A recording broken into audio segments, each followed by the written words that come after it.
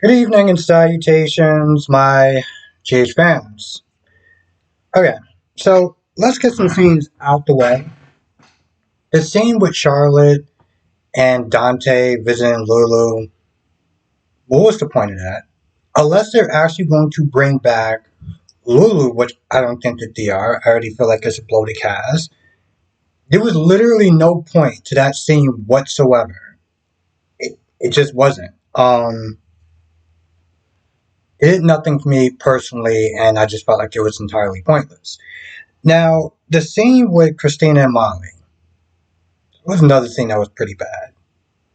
It was pretty bad. It was kind of cringe. Well, it wasn't even kind of cringe. It was cringe. It just like the stuffed animal. I get what they're trying to do, right?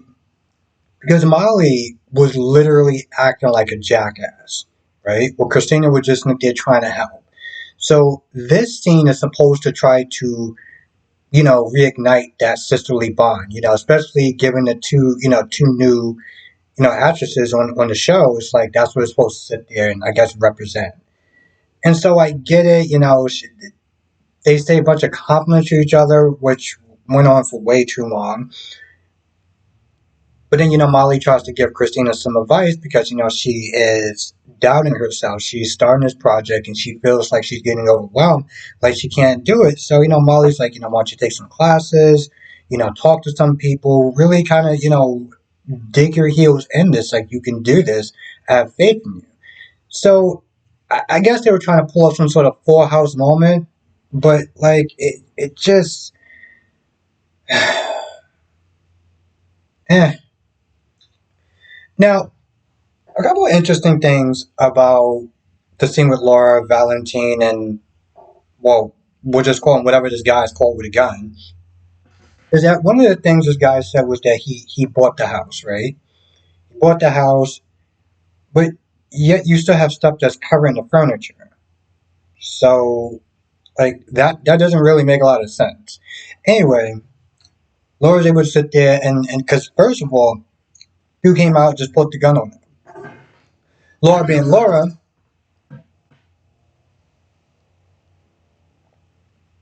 is can convince the guy to stand down and really sit there and be like, hey, I'm missing my son. I think he's somewhere out here. Even though this dude's like, yo, I don't give an F about Cassidy. Like, F all of them. But the dude is really no help. He says he can't help her. He doesn't know. He doesn't even know who this dude is, and he has no idea how to sit there and help her. So he pretty much kind of tells him to just kick rocks. And afterwards, Laura's like, "Do you think we should sit there and look around?" I was like, "I'm sorry, what?" This guy literally pulled the gun on y'all, and he told you to leave, and you're like, "Do you think we should sit there and look around?" No. I think you should do what the guy politely asked you to do. Now, the scene, the scene with the scene with Michael and Carly, it just represents the fact that Michael is starting to soften up and starting to thaw when Sonny's concerned. You know, he doesn't feel like he can forgive him fully anytime soon, but he doesn't want him to get hurt. Now, the scene with Michael and Nina, right? Here's the thing. I understand where Nina's coming from, right? I get where Nina's coming from. First of all, the dude didn't even apologize to her when he found out that the only reason why she was late was because she had to sit there and make sure Sasha was okay. But what Nina's sitting there asking for isn't it isn't unreasonable. It's the same thing that she asks Carly for, as far as trying to get closer to Willow and stuff like that. Stop having this hostile attitude towards me because it's rubbing off on it's what I'm saying, like it's rubbing off on Willow. It's going to start to rub off on Wiley. That's exactly what she was saying to Nina. I mean, to Michael. And Michael kind of stood there like, as much as he didn't like her, he knew a part of that was true. A part of that he was, she was right about. So it's like, yo, listen, I get it. We're not going to be friends overnight, right? I get you don't trust me or whatever. You tolerate me, but you're going to have to sit there and give me some leeway because it's going to start to rub off, You know what I'm saying? Like it's hard enough that they're trying to get through to her, or try to be in her life when you're constantly standing there, giving me the resting bitch face. Okay, and your children will pick up on that. So I get where she's coming from. And then Christina walks in, and Christina and Nina, kiss each other on the cheek or whatever as they're passing by. And Christina turns around and looks at him like, bro, what's your problem? And he's like, what are you talking about? Like, why are you acting like such a bastard to her? So apparently, Christina is, she's Team Nina. Now, I'm going to sit there and say this. And I know it's probably going to, screw it. I'm just going to say it. I don't care. I feel like this is the beginning. This is the beginning of the end for Sabrina. Okay, for Spencer and Trina, which I really hate saying that name, but just to whatever. Because Trina's not there talking to Jocelyn about, she misses Spencer, and she was hoping that he texted her. That he texted her and stuff like that. But at the same time, she's like, she doesn't want to be disrespectful to Portia. Portia does not like Spencer. She's already dealing with a lot of stress as it is. And so Trina doesn't want to add on to that. And it's sort of the same thing with Spencer. Spencer's with Esme, and Spencer's like, I want to sit there and try to be there for Trina, but I don't want to add any more pressure and more grief that Portia's already sitting there dealing with. Also, let's be honest, Portia did get into his head as far as, him not being good for her. Now the latest one, of course, is Uncle Sonny and the shooting that could have probably that affected Curtis. So Jocelyn's like, listen, you need to sit there and just you want to be with him, you need to be with him, you need him, go and be with him. And once again, because Esme, she wanted to make plans or whatever as far as going. Well, she wanted to do something. I don't know how it came about, but I think Spencer wanted to go to the Metro Court so he can sit there and see Trina. And they were talking about taking baby Ace out there, whatever, let him dip his little toes in the water and stuff. Trina comes by.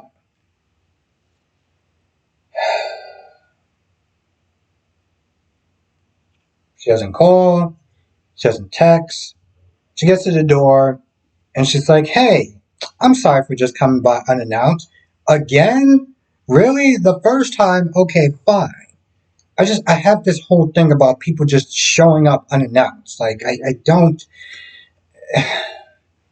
especially seeing how they actually already had plans and they were going to sit there and do something, but the minute that she got there, all those plans just pretty much just, and you got Esme upstairs, and they're probably trying to plot to break those two up.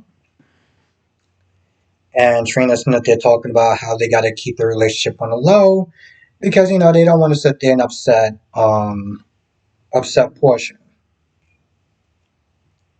But the minute that she said that, because at first Spencer was like, "You should stay away from me," because of Portia. This whole sneaking around thing is just going to get worse and worse and worse, and eventually, I feel like it's coming. Also, let's be honest. The actor that plays Spencer is going to be in this Netflix documentary or movie or whatever the hell it is. So yeah, feels like around. So it feels about right.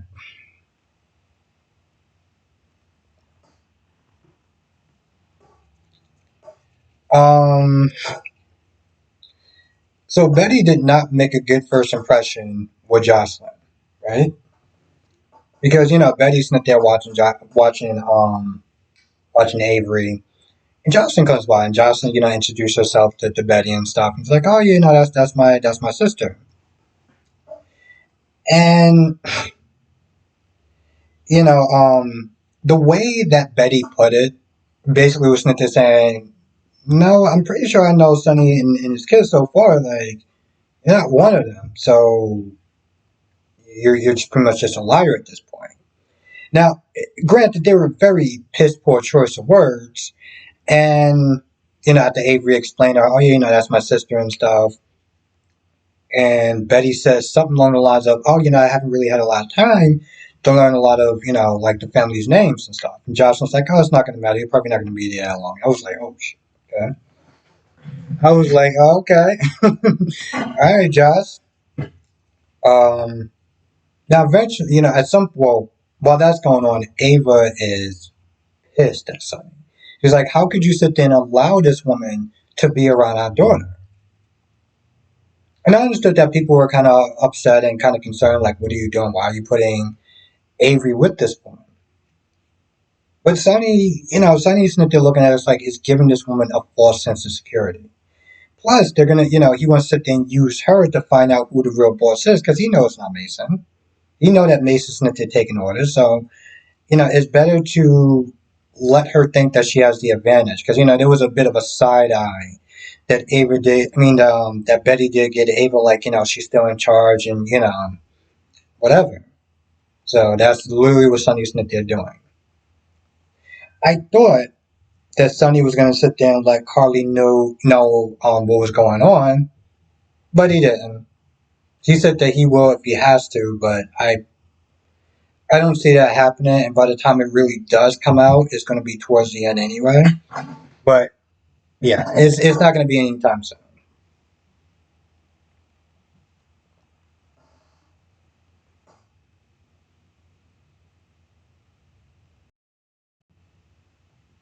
I feel like that's about it. This episode was okay. It could have been better. There definitely would have been some stuff I would have sat there and took out. Again, unless they actually plan on bringing Lulu back, this whole scene was just moot.